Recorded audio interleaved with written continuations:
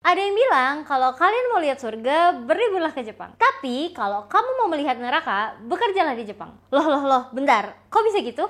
Apakah memang dunia kerja di Jepang itu sama parahnya dengan apa yang kita lihat di anime Zom 100?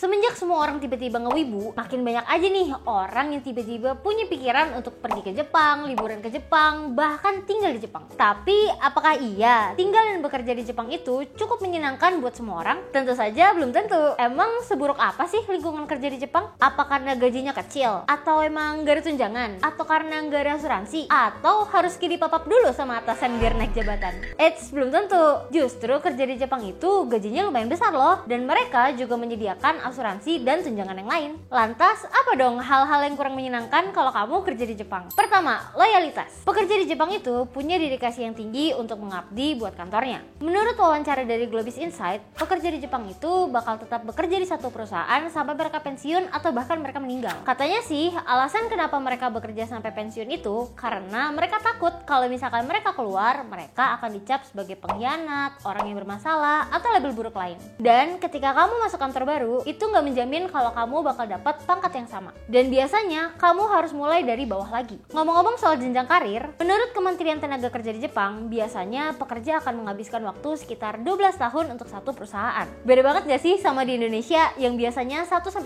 tahun udah kayak kutu loncat? Kedua, jam kerjanya lebih dari 8 jam. Kalian mungkin udah sering denger ya kalau pekerja di Jepang itu sering overwork atau kerja lebih. Menurut Expedia Japan Survey, cuma 52% pekerja di Jepang yang peduli dengan work-life balance. Sisanya nggak peduli. Jatah cuti ada, jatah libur ada, tapi mereka nggak mau ambil. Soalnya mereka takut dicap pemalas. Saking giatnya, atau mungkin mereka takut, banyak pekerja di Jepang yang menghabiskan waktu sekitar 14 jam sehari untuk mereka bekerja doang. Bahkan Jepang itu punya bahasa sendiri untuk orang yang overwork, namanya karoshi. Arti karoshi itu adalah orang yang meninggal karena kebanyakan kerja atau overwork. Menurut Japan Dev, di tahun 2015 ada 96 kasus pegawai yang meninggal karena stroke. Dan 2159 lainnya meninggal karena mereka memaksakan dirinya untuk bekerja, padahal badannya udah gak kuat. Makanya suka bertebaran kan tuh di internet orang Jepang yang tidur di jalanan, di kereta, bahkan di tempat sampah, dan mereka masih pakai jas kerjanya loh. Atau kalian pasti pernah denger kan istilah Shibuya Meltdown,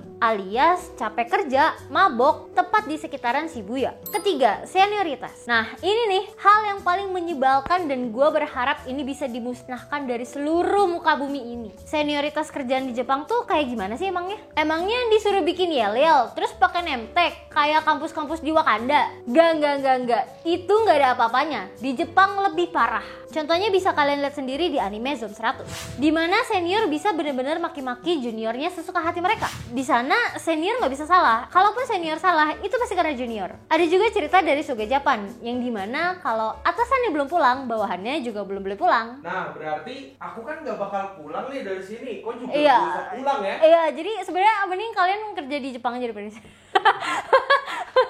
Bahkan kalau kamu baru masuk kantor, mereka nggak peduli kamu jabatannya apa, lulusan apa, IPK-nya berapa, sepintar apa, gak ada yang peduli. Selama kamu adalah junior, kamu tuh cuma dianggap kayak lalat. Selain dianggap lalat, job desk kamu juga bakal ditambah. Selain job desk utama, kamu juga disuruh beresin meja bos. Gak suka? Ya kamu bakal susah untuk direkomendasiin naik pangkat atau naik gaji. Solusinya ya resign. Di dalam kulturnya, senioritas di Jepang itu ada istilahnya sendiri, namanya Nenko Joretsu. Ya, Nenko Joretsu. Gitu aja nggak bisa. Awas kau pulang nanti. No. Aku belum pulang loh ini.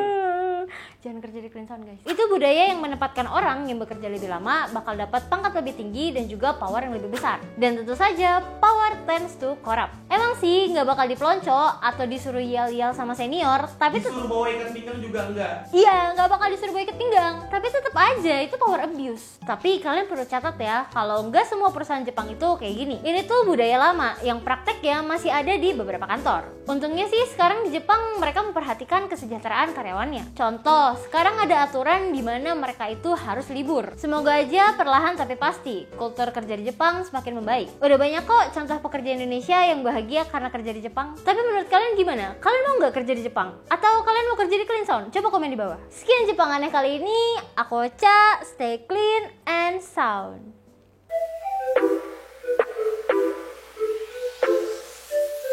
Aku mau jadi anime. Aku mau jadi idol. Gila, jangan kebanyakan menghayal kamu. Kamu bahasa Jepang saja sudah bisa gugu gaga. Kakak? Kamu serius ya kau mau kerja di Jepang? Mau, aku mau jadi trainee di Jepang. Tapi aku nggak mau masuk agensinya Johnny and the Associates. Tapi Cak, Kalian belum nonton videonya? Silahkan nonton di video di sini. Editor tolong. boleh. Itu kerjaan yang upload video nanti klik Ya. yang di situ. Nah, klik yang di sini ya. Ya. Oke. Tapi aku belum pulang loh, awas kau pulang ya. Iya, jadi